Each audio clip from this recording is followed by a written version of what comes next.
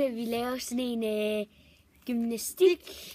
Med nogle af tingene, fordi at vi har ikke en trampolin lige her. Nej.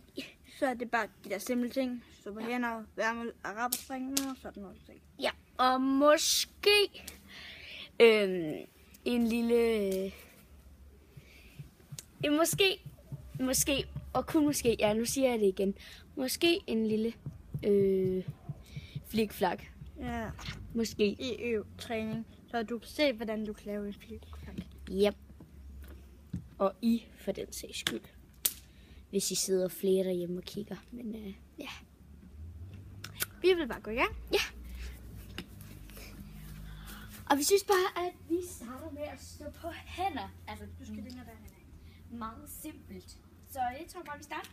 Jeg skal lige have min trøje ned på mixer. 3, 2, 1. Vi kan godt lige en gang til. Altså, man skal ligesom have armene, og det er ikke sådan, man skal virkelig spænde i armene, altså, ellers så falder man bare sammen. Vi kan lige vise jer, hvordan hvis du er utryg. Hvis for eksempel, så skal du have en marker. Du starter sådan her. Så starter du bare med en ben, og så starter du med at prøve at gå op. Og så når det er, at du har øvet dig lidt, så kan du få en hjælper til at hjælpe dig med at komme op. Og så igen. Og så til sidst.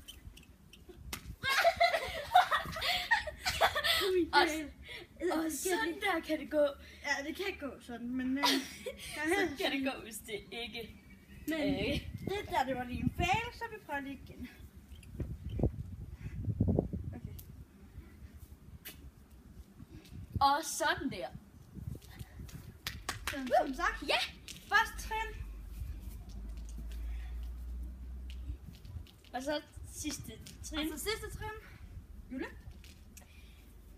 Nej, du skal hjælpe. Nå ja. Så det andet trin. Hjælper. Og så til sidst. Så kan man selv. Så, nu tænker vi, at vi vil lave værmølle. Sådan her ser det ud, hvis det er rigtigt. 3, 2.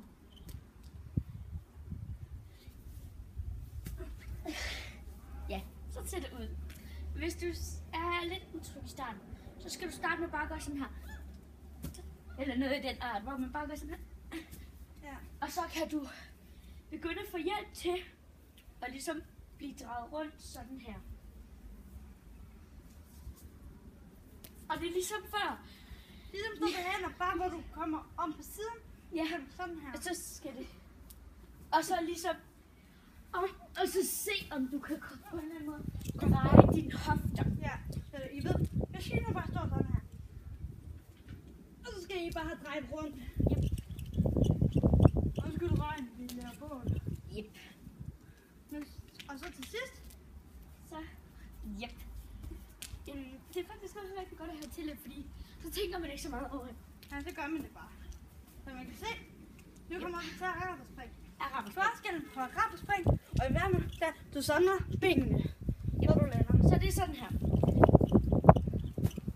Ja, jeg tager den lige op, så I nemmere kan se, hvordan hun lander.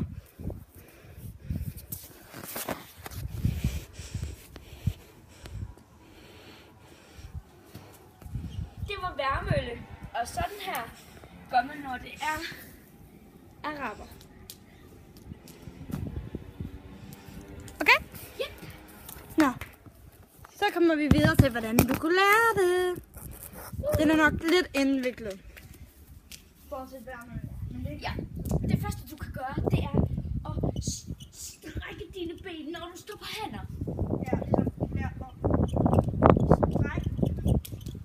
Og så kan du begynde, imens du laver værme, og begynde at samle den stille og roligt. Og jeg vil lige sige, I skal ikke prøve at gøre det med snor, fordi det kan jeg ikke. Det lyder som om du selv har prøvet det. Nej.